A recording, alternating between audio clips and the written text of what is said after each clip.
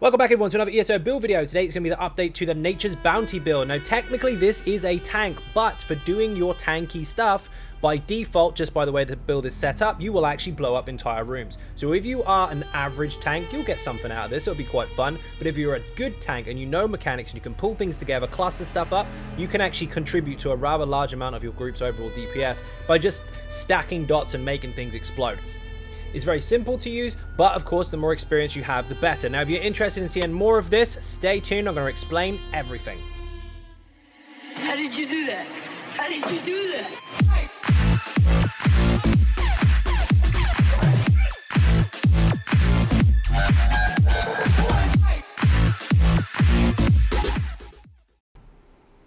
So first of all, as always, we are going to go into the stats. So we are on 11k max magicka, 48.7k max health, 22k max stamina. We are on 2k, we pop the potion, 2k mag recovery and 849 stam recovery. We don't need to worry too much about the stam recovery unless of course you're not blocking, in which case that does help. We are on 31,254 resistances for both resistance types, so physical and magicka, they're exactly the same. We have 64 points into max health, but of course if you choose to, you can change that. You can put it into other stuff if you prefer, but this actually works out just fine because we are using some health scaling ability, so the higher your health the better. Now we're using flat food, which is health and stamina. This is the blue stuff, and basically this will give you 5395 health and 4936 max stamina, which is quite handy. We've got high flat stats for both, and of course we're using the Atronach Mundus Stone. So now we're going to go into the skills. These will all be explained, so do not worry. But of course, if you want to skip them, you can do. There's timestamps in the description. Fourth ability to unlock any animal companion skill line. Starts off as Betty Netch, Morpher as Blue Betty. Now this is very simple. You cast it. It costs you nothing. It lasts for 25 seconds. Over that period, you will gain 4992 magicka back. You'll also have Major Brutality and Major Sorcery, increasing your weapon and spell damage by 20%. Now, while the Sorcery and Brutality is not that important, it does contribute to our skills a little bit, and although we aren't really doing damage with our skills, it does help to top it up a bit. Most of our damage is actually coming out of our sets because of our skills, but it's a buff nonetheless, and of course, while this is active, every 5 seconds, you will remove one negative effect. It's a default cleanse. You just leave it running, and it just takes dots off you or negative effects every 5 seconds. It's brilliant. And of course, remember, it's free. So if you ever need to recast this, it doesn't cost anything. So keep this up 100% of the time. No matter what bar you're on, just make sure that you've applied this within the last 25 seconds and it's still running. Next is Arctic Blast. This is in the Winter's Embrace skill line. It's the third ability to unlock. Starts off as Arctic Wind, morph it to Arctic Blast. Now, this will actually heal you, and it will then heal you after the big heal every 1 second for 5 seconds with a smaller ticks. But while this is running, it will do damage in area of effect. If it hits enemies 3 times, it will stun them for 4 seconds. So you just get in their face, let this spin, 1, 2, 3, stun. In area of effect, very, very handy skill. And this is scaled. The healing is scaled off of your maximum health. So the higher your health, the larger this heal will be. The lower your health, the lower the heal will be. So bear that in mind when you're making this. If you do alter any of your stats, that is something that will be affected. But basically, this is your main heal. You just activate it and leave it ticking until it runs out, and then reapply again if you need to. But you can use it as a CC. It's very, very handy. Now, next up is Pierce Armor. This is your main taunt. Every tank should know what this does. It's in the Sword and Board skill line. Now, it starts off as Puncture, morph it to Pierce Armor. Now, it's very simple. You don't need to spam this. You can overwrite it. If you overwrite it, you're not going to have any downtime. It's not going to run off. If you spam it too much, one boss in particular, the Manticore in Sanctum Orphidia, will enrage and run around the room and slap people. That's a very, very rare occasion, but that does happen. So don't spam it, but do keep an uptime on it. You mustn't let it fall off, then reapply it, because that's when people get dead. Now, this also applies Major Fracture and Major Breach to target for the same amount of time as the taunt. That will reduce their physical and spell resistance by 5280. This needs to be on the targets at all time. However many targets you think you can keep hold of without running out of juice, make sure they're constantly reapplied over top of each other, and this debuff stays on them. This will enhance the damage output of your DPS in your group because they will go through resistances. This is a major debuff as well, so if anyone else has got this in their skills, they do not stack, but this can overwrite every time you stab the target. Do not let your taunt run out. That's very, very important. I know it sounds really stupid, but if you've watched my streams, you have seen so many tanks not apply the taunt or not keep the taunt up. Don't be that person. Keep your debuffs running. Now, Next up, of course, is Shimmering Shield. This is very simple, but it's very, very strong as well. This is in the Winter's Embrace skill line, if I can find it. It is the 4th ability to unlock. Starts off as Crystallized Shield, morph it to Shimmering Shield. This will put 3 shields around you, and you will be protected by projectiles. 3 projectiles, in fact, with a total damage absorption of 72,000. Now, that is based off of your max health, so if you do increase your max health somewhat, that's a basic one, we'll go over that with the passives later, it's actually 78k. So we have a 78k damage shield for projectiles. Also, each one that is absorbed will give you 806 magic back, and when you do absorb damage, you will gain Major Heroism for 6 seconds, giving you 3 ulti every 1.5 seconds. So Major Heroism is very, very helpful, and if you are getting peppered by a lot of shots, keeping this shield up or just reapplying it all the time can give you massive ulti regen. It's very, very shiny. It's quite hard to die if you're getting shot. Now, if you're getting slapped with physical stuff or magic stuff on the ground or in the face, obviously that won't work. But anything that is projectile will. So fireballs, ice balls, lightning, light attacks, if you like, if you're in PvP maybe, or maybe the boss does light attacks, or anything that's an arrow or anything projectile, basically, this will work for. Very, very handy. Pay attention to the mechanics. This isn't going to be useful in all situations, but it's very, very good in lots of situations. Now, next up, of course, is Bone Surge. This is in the Undaunted skill line. You don't have to have this here if you don't want to, but I do like it as a little buffer to the group and saver for yourself. This does apply to all damage types. This starts off as Bone Shield, morph it to Bone Surge. If you activate this, it costs stamina, by the way. For 6 seconds, you will have a damage shield for 14.5k. Of course, this is scaled off your max health. So again, if we do increase our health real quick, then you will see that this actually goes up to 15.6k, which is huge. Now, if you take damage up to 15.6k, of course, then you'll start taking damage in the health. Prior to that, you are protected. If anyone takes a synergy off you while this is active, they have to be fairly close for it. 5 other allies can actually gain a damage shield, which will give them a 30% of their max health shield. Now, of course, it won't be 15k for those, but it will be a rather large or substantial shield. But for doing so, they will also receive Major Vitality, increasing all their healing received. So this is a buff to your group for your healing received and for their survival as a damage shield. So this is actually very, very helpful. So what I tend to do is I use this most of the time, heavy attack shield in some situations if I really need to. And then I use this for projectiles. Now, this does save you from projectiles as well, and it does stack with this, but just remember this needs 3 shots before it falls off, whereas this needs a certain amount of damage before it falls off. This covers 2 rules, this covers 1. But again, they do stack. If you don't want to use that, that's fine. You can use it for something else. You can maybe swap for Inner Rage if you prefer, but we're going to put that on the back bar anyway. We'll come back to that in a moment. Now, next up is Permafrost. This is our main ultimate, our front bar from the Winter's Embrace skill line. It does give us some passes, but we'll go over those in a moment. This is actually a protective ultimate. It will do damage in area of effect or any targets caught in the side of this, and it will snare them by 70%, and apply chilled status effects, which, by the way, is minor maim, reducing the damage they do by 15%. So you've nuked their damage output, and at the same time, you and your allies caught inside of this will have major protection for 12 seconds as well, which will reduce the damage you take by 30%. So you reduce the damage that the enemies do, and you reduce the damage that you take. It's a very protective ultimate. Now, on the back bar, we are using Expansive Frostcloak. This is also in the Winter's Embrace skill line. First ability to unlock starts off as Frostcloak, morph it to Expansive Frostcloak. Now, this has been chosen on purpose. The other one, yes, I know, has minor protection on it, but this does have a wider range. So this can cover your entire group. You can give everyone in your group Major Resolve, increasing their physical and spell resistance by 5280 for 20 seconds. As long as you can keep this buff up, everyone's got resistance buffs. Only the Warden can do this. Everyone else does have their own skill to do this, but now they don't have to slot it as long as you can keep the uptime. There's a set that does it as well, but the Warden is the only class that can do it in its own skill set. So this is very important. Keep this up, not just for you, but for your group as well. You're buffing everyone. And again, this one was chosen because of its range. It has a 28-meter radius, which is huge. And most content, pretty much everyone is going to be in range of it. Next up, of course, is a Blockade of Frost. You do not have to have this skill if you don't want to, but I do preference it. Now, this is from the Destruction Staff skill line. Second ability you unlock starts off as Wall of Elements. Morph it to Elemental Blockade. The reason you have this one is because the duration is longer.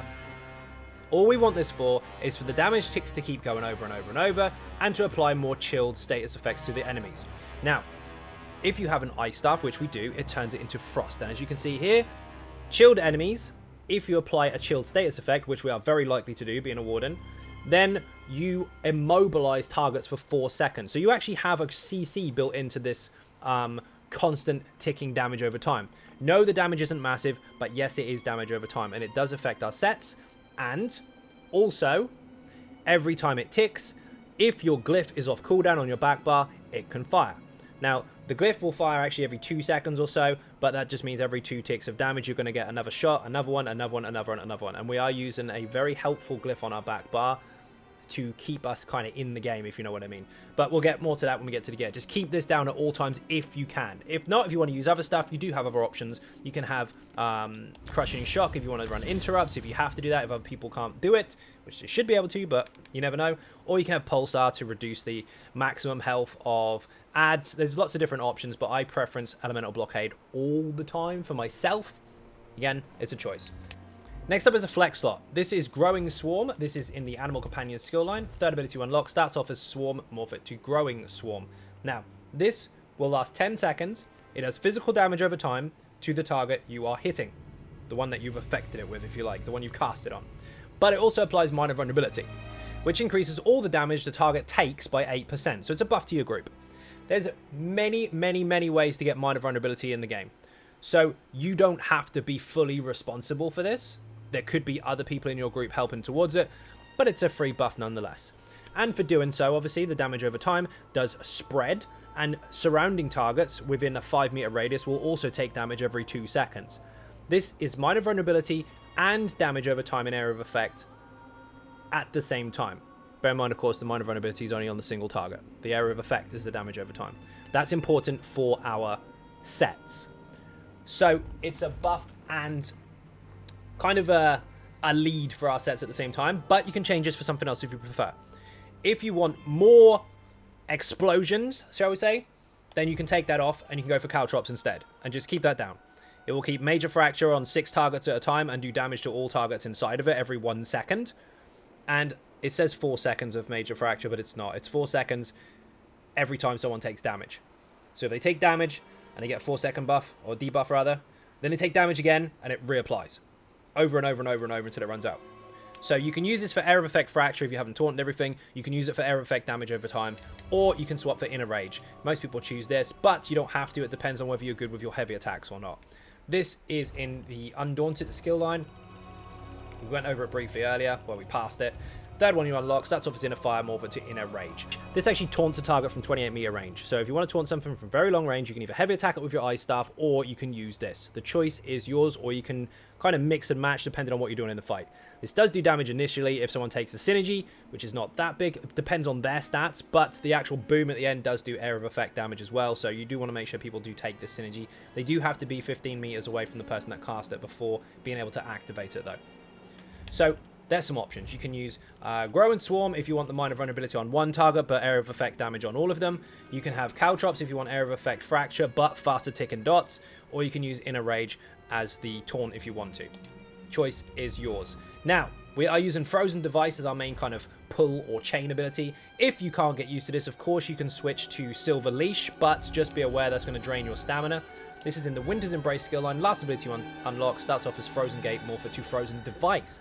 Now, this goes on the ground, and you can place up to 3 of these at once. Each one can take 1 enemy, and it can pull them to your feet.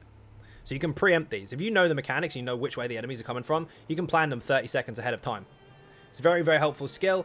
Takes a little bit of getting used to, but also when they come to you, they will be affected with Major Maim, reducing the damage that they do by 30% for 4 seconds. If these enemies, say for example 3 of them come in to your space, coming from the portals themselves, they will all be reduced damage-wise by 30%, plus minor maim if they are inside any of your dots or whatever it is you're doing to apply that. So that goes on top of that, plus major protection from your permafrost if you're using that. So these can stack up quite nicely, and all these effects at once can actually massively reduce the amount of damage that you and your friends take. So utilize these very carefully, but again, if you can't get used to them, of course, use Silver Leash instead. It's a lot more accurate if you want to just go and hit the target like the DK chains. Finally, before the ultimate is Gripping Shards. Same skill line here. Second ability to unlock starts off as Impaling Shards, morph it to Gripping Shards. This one is actually scaled off of your max health. So the damage done is based on your health. The higher, the better. And the higher it is, the higher the chance you have of applying chilled status effects. Remember, chilled status effects apply minor maim. That's damage reduction for free. And your Wall of Elements also can apply chill status effects. So if your chance is higher and higher and higher, if they're inside that wall and they do get chilled, they hit less, and also they get immobilized, remember, because that is what the Wall of Elements does. So they stack up. This does damage over time, of course, so this also contributes to our overall setup, and it reduces their movement speed. So our ability to control things is absolutely nuts. We can pin things with this because it does immobilize them initially. If they come in and they're immobilized for 3 seconds, during this time when they're on cooldown, you can still reapply chill status effects and have them still immobilized again with Wall of Elements or Blockade of Frost. So these can bounce off each other. Constant damage mitigation, constant control. You've got this for constant control as well. You've got this for major maim if you're using it. Caltrops also snares them and lowers their resistances. You are a bit of a debuffer and you will have full control. Not to mention you can stun enemies as well, which is completely different. So you've got a lot of things going over top of each other that all kind of work together to do the same sort of thing, which is control. Every single one of these control abilities, however, if you haven't already noticed, do damage over time. That's very important. On the back bar, you have Enchanted Forest. Now, of course, this is your main kind of oh shit heal ultimate if you want to. You can swap it for Warhorn if you want damage on the back and protection on the front, but some situations you might need to heal people. So this is in the green balance skill line, starts off as Secluded Grove, morph it to Enchanted Forest. This will heal over 6 seconds, once per second for people caught inside of this, plus an initial heal as well. And if when you heal initially, any of the enemies inside of it, including yourself, have 50% health or under, well, actually under 50%, so 49.9%, you will actually get back 20 ultimate. It only costs 87, which is insanely cheap. You can borderline spam this in very, very difficult situations where people are taking a lot of damage. So this is very helpful, not just for you, not just for your group, but also for your ulti regen as well, because you could be in a very tight situation where you apply this, get all the ulti back really, really quickly, and start building for something else while it's still running. So it's an emergency heal, but also it's something that you can keep up quite often, or use it as a pusher for your next ulti at the same time as providing some kind of support for your group. It's entirely up to you how you go about these ultimates, but this on the front, this on the back is actually very, very nice. Again, you could put the Sword and Board ulti on the front, Permafrost on the back, you could put the Warhorn on the back or on the front, you can put whatever you want on there, but this is a very good all-rounder if you're utilizing this for the way it's designed. Again, options are there, they're up to you.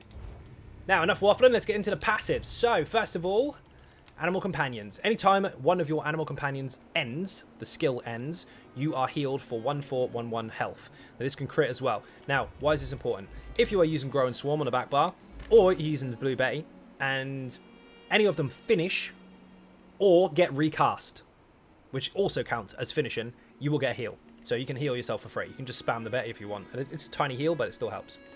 When you cast an Animal Companion's ability in combat, you gain 4 ultimate, and this can happen once every 8 seconds. So if you do keep this up, and you end up kind of using it a bit faster than you should, 1, it doesn't cost you anything, 2, you get extra ultimate. Win-win. This increases your Magicka and stamina recovery by 12% if an Animal Companion ability is slotted. We have one on the front, we have one on the back as well if you have Grow and Swarm, but that's a choice. And of course, this increases the damage done by 2% for each Animal Companion ability slotted. We do want that little extra 2% there because we are going to actually benefit from that with our setup. This skill line is not fully important, but a couple of them are. When you heal yourself or an ally while under 40% with a green balance ability, i.e. our ultimate, you gain Major Mending, which increases your healing done by 25% for 3 seconds. So if you apply this, then while people are low, you will benefit from that. When you heal an ally with a green balance ability, you gain 250 Magicka or Stamina, whichever resource pool is lower. For us, it's the Mag pool.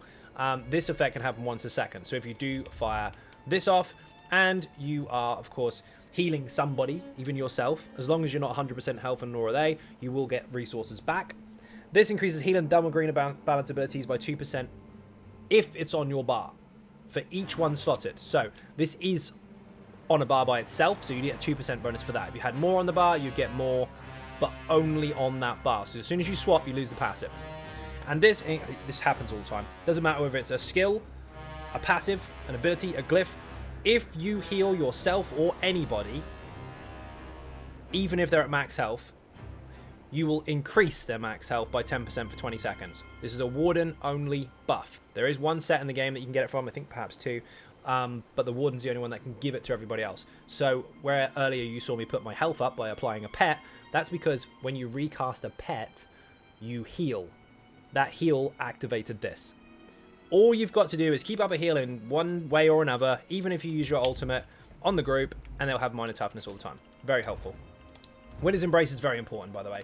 This increases your chance of applying chilled to enemies with Winter's Embrace abilities by 200%. So your base chance to apply chilled is heightened with those abilities because of this passive. And enemies and allies who have recently been chilled take 10% more critical damage and healing from you. So anything that you crit, whether it be a heal or damage, if you're chilled, your heals are stronger for you. If they're chilled, your damage is higher against them. This increases your physical and spell resistance by 500 for each skill on the bar from this skill line. As you can see here, we've got 1, 2, 3 on this bar, 1, 2, 3 on this bar. We've got 1, 5, 0, 0 resistances on both bars as a bonus. Reduces your effectiveness of snares applied to you by 15%, so it's harder for us to be slowed down, and increases your magic and frost damage by 10%. That's not massively important, but we will take it because we are going to do frost damage. Now, sword and board, you're going to want every single one of these. Very simply put, make sure you get them all. They are all helpful. Reduce the stam cost of your one-handed shield abilities. You want to get the cost down. This increases your weapon damage of that skill line, but that's not massively important. But what is a side effect, which will reduce the amount of damage you take when you block.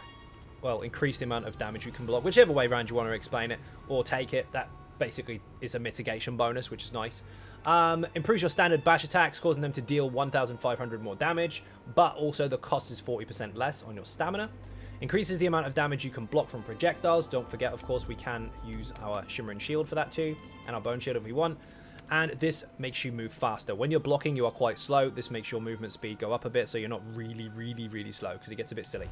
Make sure you get those passives. We are using a Destro Staff. These are very important. Well, some of them are anyway.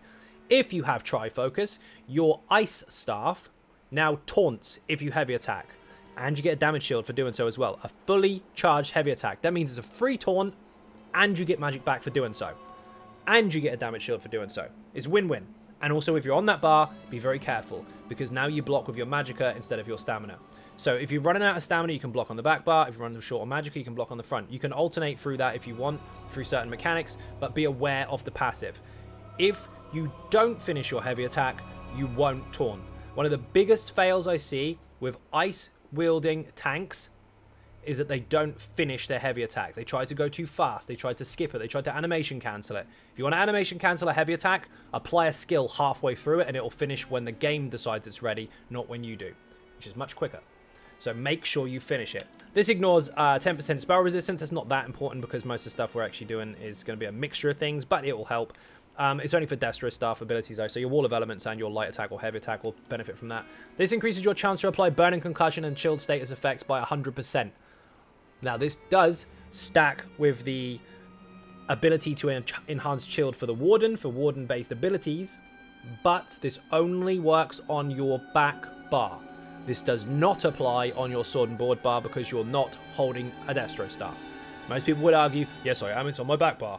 No, you're not holding it right now. It has to be in your hands for you to get this passive. So bear in mind, if you want to take advantage of this, you need to be on the back bar at the time. However, the Warden passive is just for being a Warden. You get that all the time. This is also very important.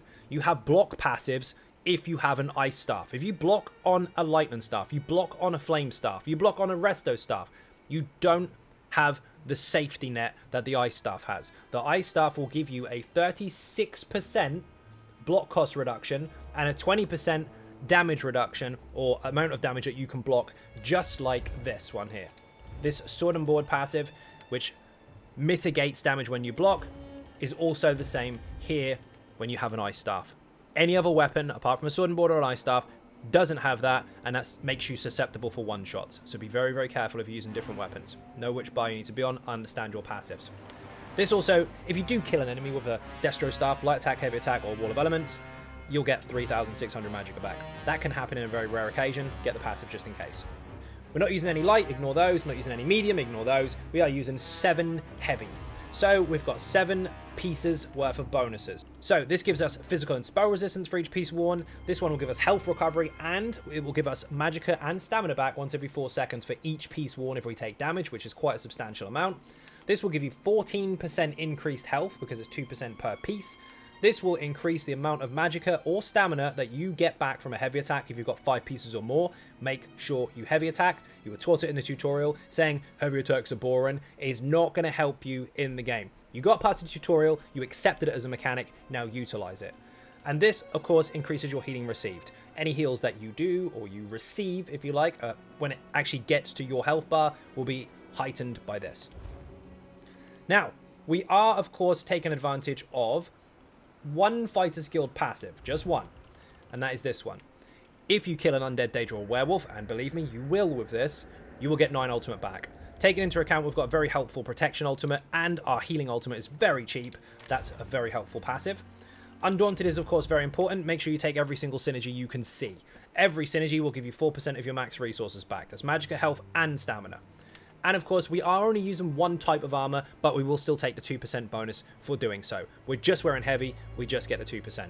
You could get another 4% by wearing one light and one medium, but if you do that, you're going to drop your resistances, you're going to drop your return from your constitution passive, your health is going to be the same anyway, you're just going to mess with stats you don't really need to mess with. We've got the increased recovery anyway when we get hit, so it's absolutely fine. Now, we are, of course, an Imperial. You don't have to be, but we are an Imperial by choice.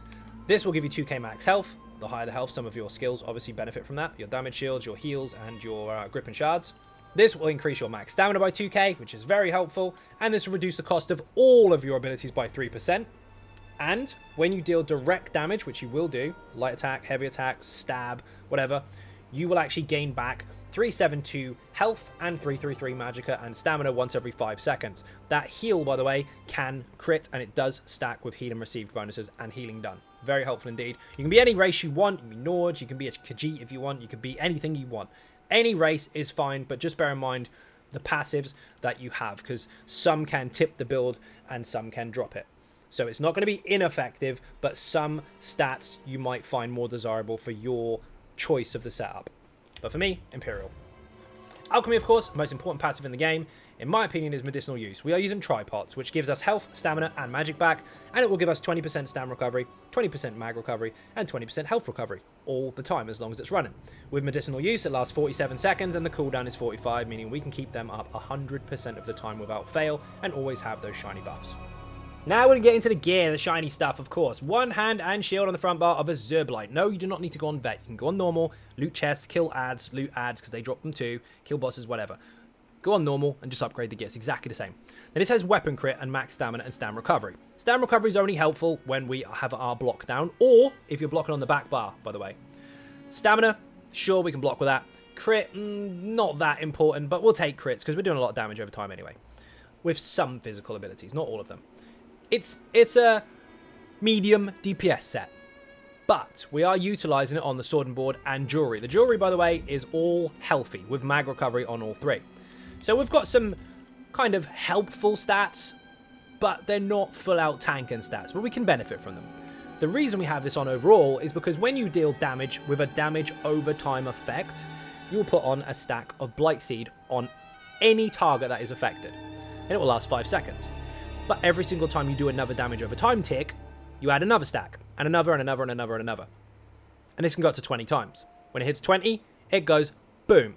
And any enemies caught inside of that, including the initial target, will also get hit with that disease damage. Big area of effect, bang, everyone gets hit. Now, the trick to this is, this does have a cooldown. Once it goes boom, you can't apply it again for 2 seconds. But this can apply to infinite amount of targets. So if you have 10 enemies in front of you, and you have 5 damage over times on the ground. So let's say, for example, you have your Wall of Elements, you have your Caltrops, you have your Grip and Shards, you have your Arctic Blast, and perhaps one more dot that you decided on, which is coming up. Don't worry, that's there. That means that every single 1 tick of damage, you're actually applying 5 ticks at a time. So that's only 4 seconds and it blows up. You can make it much, much quicker. We'll go over that. Every single target that blows up will hit every other target, and it's boom, boom, boom, boom, boom. Everything gets hit by everyone else's explosion. It's a chain reaction, and they all go bang. This is insane. So all we have to do is put our ground-based CC abilities on the ground and debuff abilities on the ground and keep stuff taunted. And for doing our role, for playing our role even, as the tank, applying that crowd control, things blow up. And we're going to add some more to that. We do have an ice staff on the back, by the way. We're defending on the front with reinforced shield because Nernhone got nuked to pieces and it's only really useful on light armor now. So reinforced is much, much better. The ice staff is deliberately infused with a magic damage and magic return glyph. This keeps a very healthy balance on our mag pool, even if we're blocking on that bar, and we can utilize our buffs and our ground CCs a lot more often. So this helped a lot. If you want to change it to a crusher, sure, why not? But you probably want to use Torrigs with that anyway to get the full effect. This actually helps very, very often, and you'll be surprised how well you can sustain your Magicka even during stressful situations where you have to pull lots of enemies at once. So magic return on this one. Stam return on this one if you really want to. Failing that, you could put a small crusher on there. Or if you really wanted to, you can use magic drain poisons, which also helps. So it helps alongside this. They do stack. Now, the body is Frozen Watcher. Now, this is a tanky set. This is a heavy set. And again, you can get this on normal. This has stamina, health, and stamina. So high health, high stamina. We can block lots. Health supports our survival and, of course, our abilities because they scale off of max health. And this is very simple. If you block, you do frost damage and area of effect. We're doing lots of frost damage anyway. We do lots of chilled status effects. We have lots of minor maim. You also have a 15% chance to apply a chilled status effect for any enemy that is damaged by this. There is no cap for the amount of enemies you can hit, and every single 1 second that enemies take damage count as another tick of damage over time. There's your 5th dot. All you have to do is hold block. Tick, tick, tick. This goes boom. So you taunt stuff, you hold it still, you hold block, you put your CCs down, and this explodes over and over and over. If you are an active tank and capable of pinning adds together, stacking them up, just like the DPS want you to do, you will actually support them by blowing the stuff up that you put in front of you while they're trying to slap it to death. Also, just bear in mind, these sets do technically stack. If you have one other person using a Zerblight, say for example, I have a build on my channel called Cleave. If you have that in your group at the same time, you both help each other with the stacks. So if you have 5 dots and I have 5 dots and we are ticking damage every 1 second, we are applying 10 stacks every 1 second. So it's tick, tick, explode, 2 second wait, tick, tick, explode, 2 second wait. You can wipe rooms out rapidly. But again, position is key. Now we've got some options for monster set. If you want to be not necessarily tanky, but if you want to be able to stun loads of stuff every 6 seconds for just hitting things, which is happening anyway, you just hold block and damage happens, you can stun an area of effect with Celestrix. There's a very, very nice set, was on the previous build, still works just fine, but you do have Arctic Blast, so you may not need the stun anyway. This is a good option if you want to keep up your resources and your health. All you have to do is cast your Betty Netch, or Blue Betty, and as long as you're not 100% health, you will heal, the spider will pop out, and you will get this buff. You will actually get stamina back, you get magic back, you get health back. So you can fiddle with this yourself and actually make it apply. The way to do that, by the way, is you swap bars and come back again. You're not 100% health anymore, pop your pet. There you go. But that can get a little complicated. Basically, if you heal yourself while you're not 100% health, you have a spider come out and heals you, gives you mag back, gives you stand back, group gets it too, great. If you want to do just damage, because you feel like it, because you can, Vulcan Scoria will fire off of damage over time, and you've got a crap ton of it. This will fire every 5 seconds without fail. And it does an area of effect splash as well. But if you want a 5-second damage over time, which also contributes to your Azure Blight, just for doing any damage, this can fire, doing a fire circle, and every single tick will contribute to the explosions. This one, if you just want that extra damage output, for the sake of it, will actually outperform any of these. Recovery, use this. Stuns, use this. Damage output, use this. The choice is yours. It's a hybrid build anyway. It is a full tank in every manner of speaking, but at the same time, you do have free damage and you can add to it with this. You don't really need anything else to add to it anyway. If you want to put on a resistance set for the sake of your group, that's fine. If you don't have anything that's going to benefit you at all, Groftar is amazing. Now, we're going to go into champion point. No, we're not. Now, if you want these two to be divine, so you've got extra recovery, remember we've got 2k of our potions, that's absolutely fine. But if you are struggling and you're losing resources too much because you're blocking a lot, which you should be doing anyway because of the Frozen Watcher set, you can, of course, change these two to sturdy. And if you want the extra resistances, which you don't really need because we've already covered it, you can, of course, go and reinforce instead. But divines or sturdy on these is just fine. I would preference sturdy over anything else, but divines did work out quite nicely. So sturdy on pretty much everything except for the chest and the shield, which you want reinforced on, defended on this, infused on this, and healthy on all three of these. It's not the end of the world if these are still robust. Some people prefer it, but just remember your health will go down and you won't have as much in the way of performance from some of your skills because they do scale off of max health. Now, champion points. Very simple. 72 into Ironclad to reduce the amount of direct damage you take, and 15 into spell resistance to give us that extra kick, so we hit 31k. We have 49 and 49 in these two, and 51 in here, so across the board we've got very good resistances for pretty much everything. And don't forget, if you do have to break free, your next stamina ability cost is 80% cheaper, so your Bone Shield or Caltrops or whatever you've got on your bar at the time. 90 points in a quick recovery to give us 5% increase to healing done. 15 points again into here for heavy armor focus, so we've got physical resistance here for 1465 and 1465 spell resistance as well. Both of those combined do actually put us over 31k, so we do have minor resolve given to us, we'll actually cap out. You've also got infusion and field physician. If you have to res someone, you take less damage, and if you do res someone, they get mag recovery for you doing it. 44 into warlord to reduce the cost of break free. 64 into tenacity to give us more back from our heavy attacks, so stamina or magicka, depending on which weapon you're using, will benefit from that. 76 in here, we've put an extra 1 over the 75 just because we had a point left. 20 points into tumbling to reduce the cost of dodge roll by 9%, and 66 in shadow ward to reduce the cost of block by 22%.